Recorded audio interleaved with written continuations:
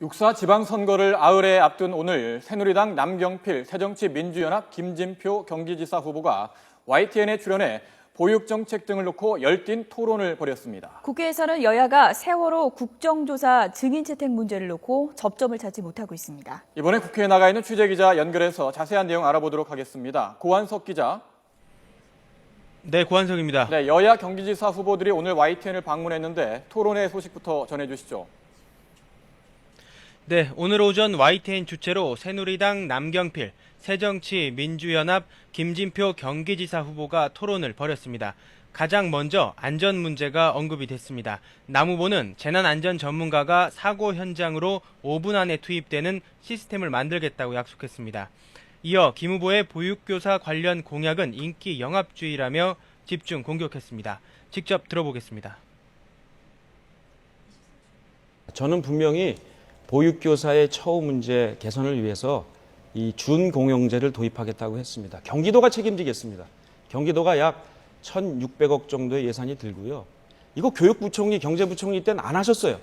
그러다 갑자기 도지사, 저는 표가 좀 아쉬우니까 말씀하셨던 판단이 드는데,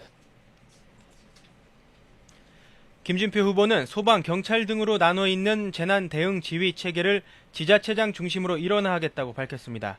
또 남 후보가 보육교사를 공무원으로 전환하는 데 드는 예산을 부풀려서 네거티브를 하고 있다며 맞받았습니다. 추가적으로 소요되는 것은 2조 7천억이면 됩니다.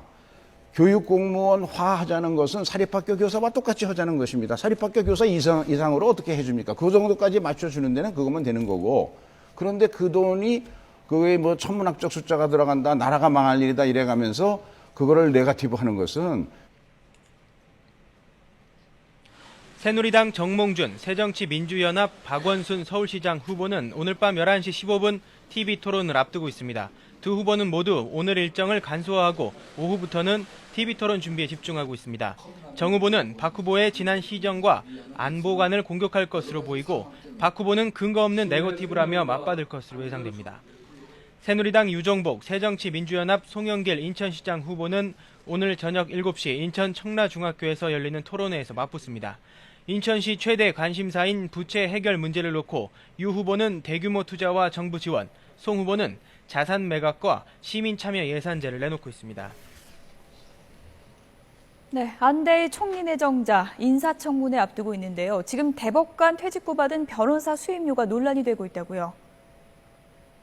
네, 새정치민주연합은 안 내정자가 대법관 퇴임 이후 5달 동안 16억 원이나 벌었다면서 이는 관피하나 다름없다 이렇게 비판했습니다. 그러면서 대통령은 총리 임명을 재고해야 한다고 압박했습니다. 전관 예우도 이렇게까지 심한 경우는 없었다고 하는데 바로 이런 것이야말로 박근혜 대통령이 말하는 적폐요, 공직사회의 암덩어리가 아니고 무엇이겠습니까?